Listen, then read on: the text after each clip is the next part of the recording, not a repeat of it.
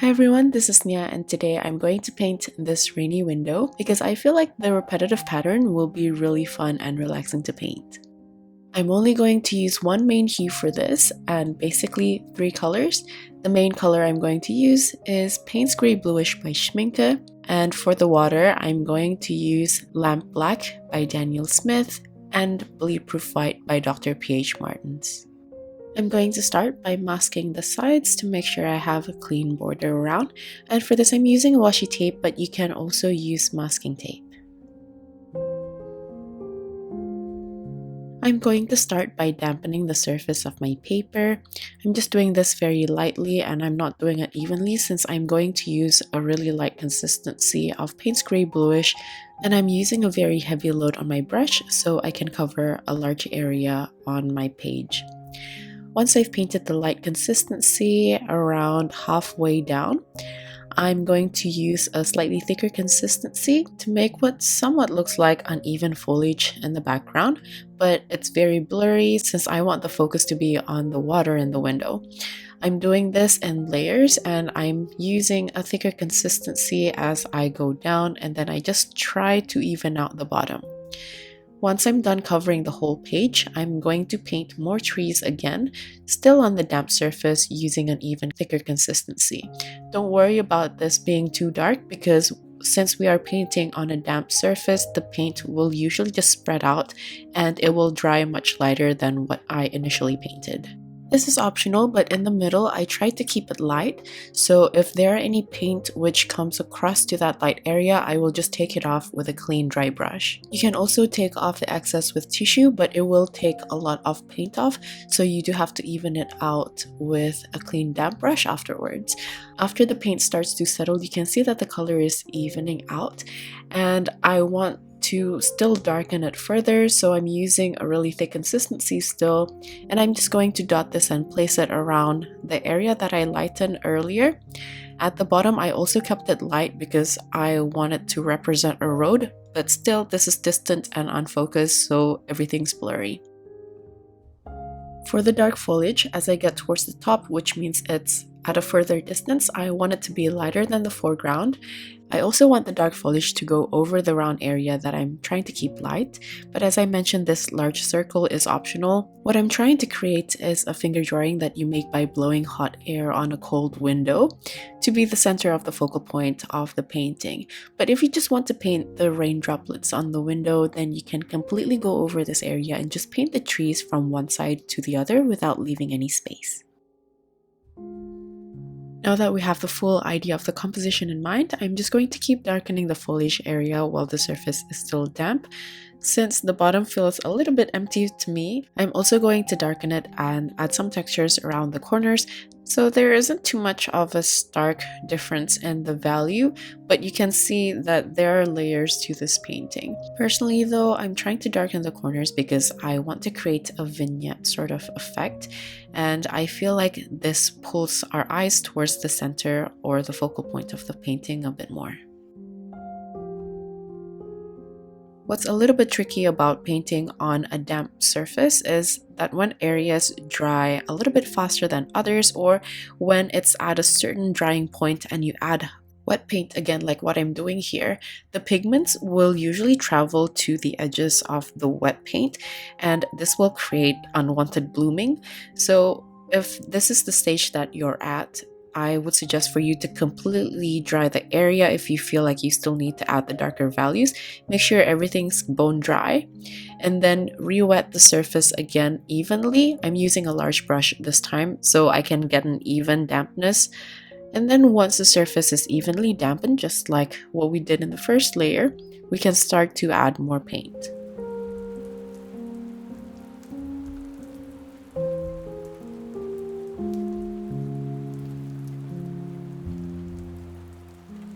Hopefully now you can see the difference of how the paper accepts my paint and how it just disperses evenly without creating those really weird blooming edges.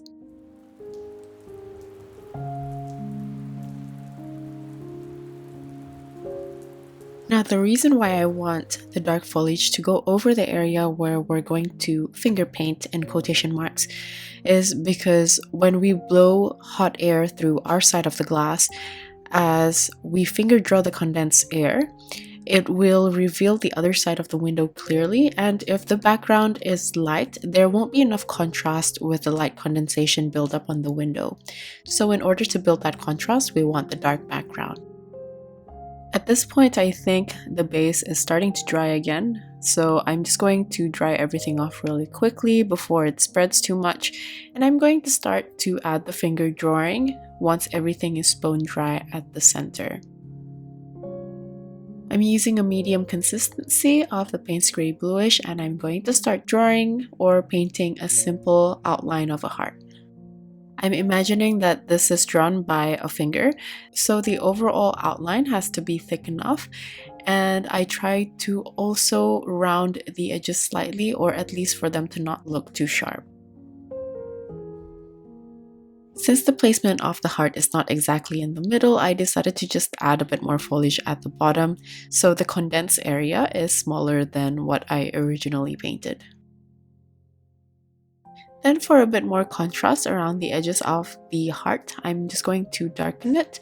I'm also going to add a bit of dark texture randomly, so it kind of looks like you can see through the window. While doing this, the surface of the outline was still a little bit damp, so you can see a bit of the paint spreading. And after that, I just want everything to be completely dry before adding on the droplets. Now moving on to the next step, it's very important for the surface to completely be dry before painting on the droplets, or else the dark lines will just blur out and spread into the background. So once it is completely dry, I'm going to start painting on the droplets using a thick consistency of lamp black. Lamp black is a very opaque black, and this way I can just paint with a single layer without having to add more paint for it to look opaque. I want to place the highlights at the bottom of the droplets, and in terms of the shape, you can see that I tried to play with the size and also shape, making them look like random blobs. It might look a bit weird for now, but I just want them kind of unevenly distributed. I'm just trying to make something look as natural as possible, so some areas are a little bit heavier than others, and some parts might just have clusters of smaller droplets. For the really small ones, sometimes I like to just paint on dots as well. Another thing to look out for is the line weight.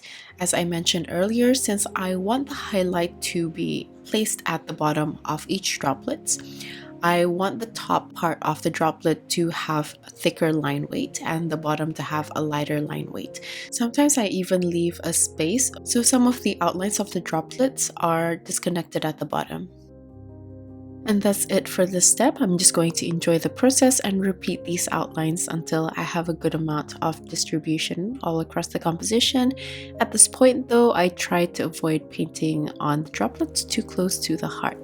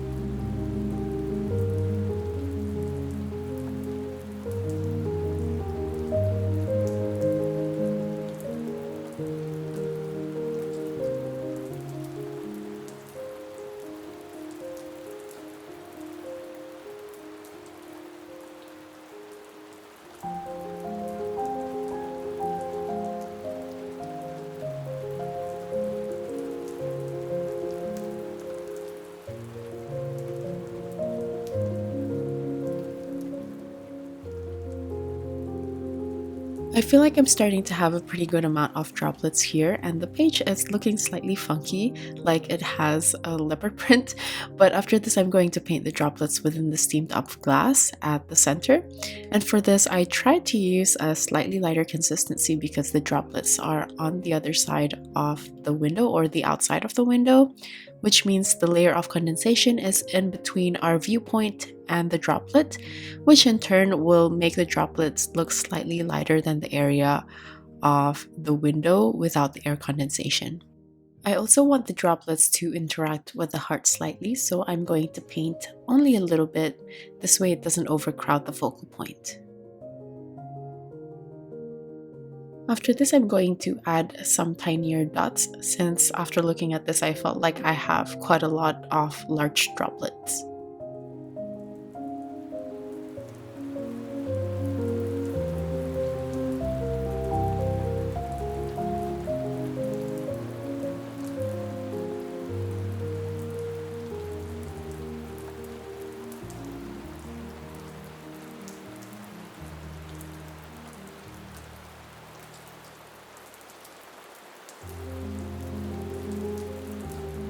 After adding on the really tiny droplets and some dots, I feel like this looks a bit more natural and it looks more like rain.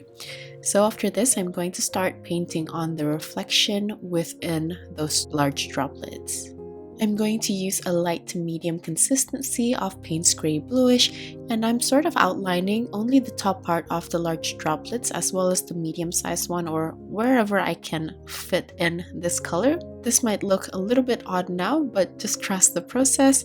As you can see, I've also switched to a larger brush this time so I can paint the reflection with minimal strokes for efficiency.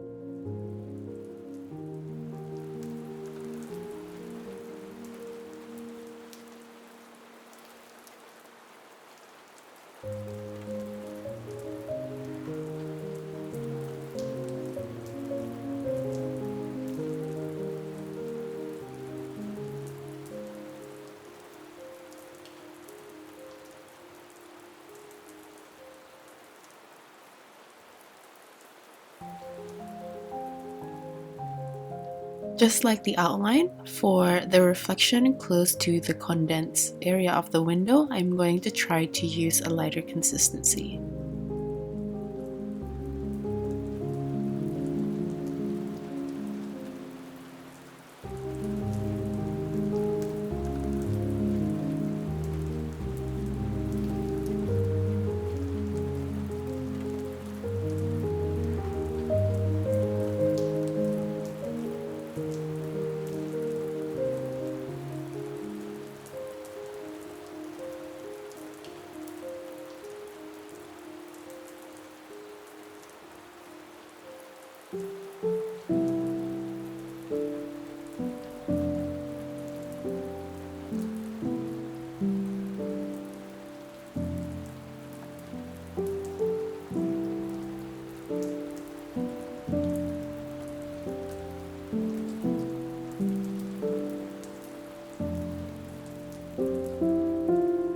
I can start to see that the larger droplets have a bit more definition, and for some reason I felt the lack of balance between the smaller droplets and the larger ones, so I decided to make more dots, but this time I'm using Payne's Gray Bluish in a medium consistency, so these dots are lighter compared to the ones I've painted earlier.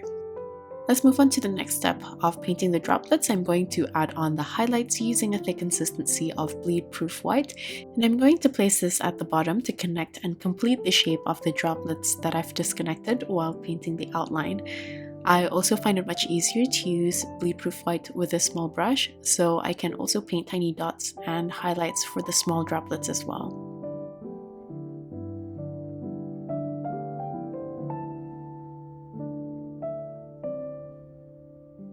For some of the weirdly shaped droplets, sometimes I like to extend the highlights to the sides, but as I get closer to the sides and the top, I try to use a slightly lighter consistency of the bleed-proof white, so it doesn't look too glaring and out of place. If anything, for some of the large droplets, I sometimes like to use a light consistency to paint on the larger area of the highlights, then layer on a thicker consistency right at the center of the bottom, so there's a variation within the light value as well.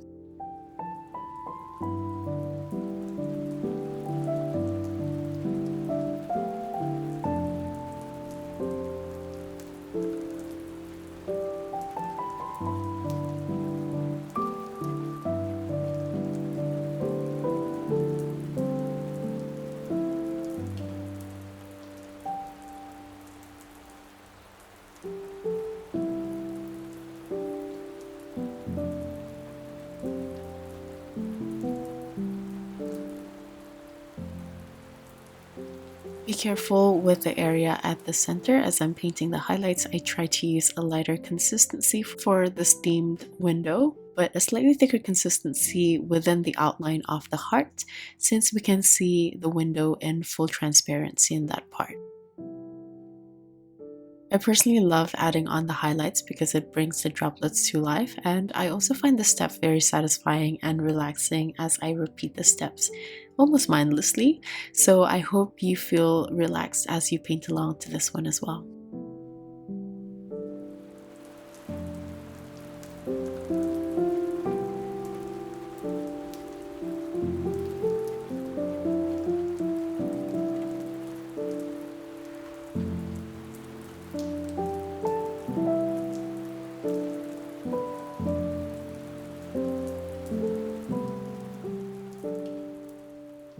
Let's bring this a little bit closer so you can see the highlights on the smaller droplets as well.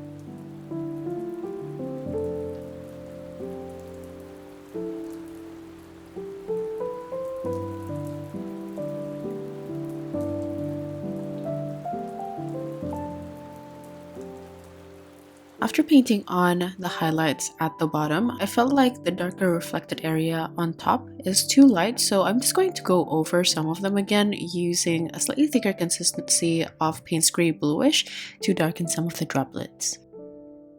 To make this more realistic, I'm also going to add small dots as highlights at the top part of the droplets where we initially painted with Payne's Gray Bluish, so it looks like there's a bit more detail to the reflections.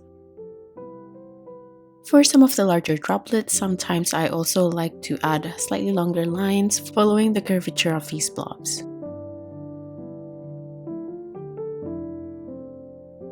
And that's basically all there is to it. At this point is only about adjustments to the composition. I'm going to add more smaller dots here and there to balance out the composition.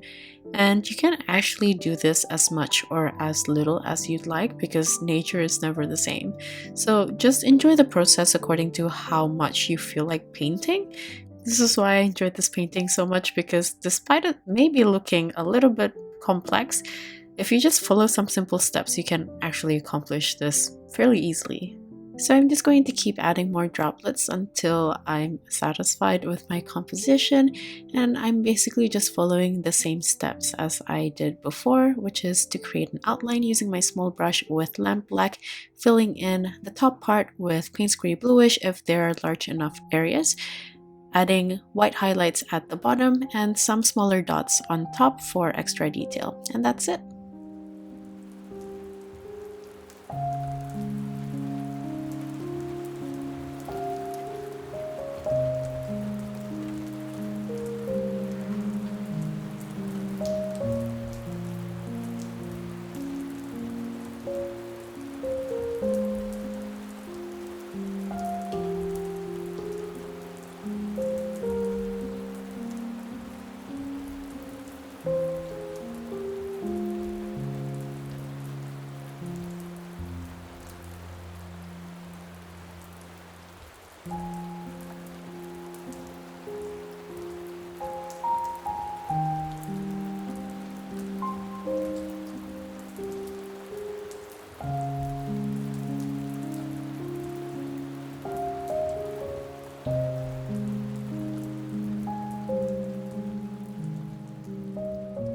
I'm quite satisfied with my composition now, so I'm just going to unmask the sides to reveal the finished painting. And that's basically it for this tutorial. I hope you guys enjoyed watching this one as much as I enjoyed painting it. And if you did, please consider subscribing for more tutorials that I post every Friday. Like usual, the list of tools as well as my social media links will be in the description box. Thank you so much for watching right till the very end, and I'll see you guys at the next one. Bye!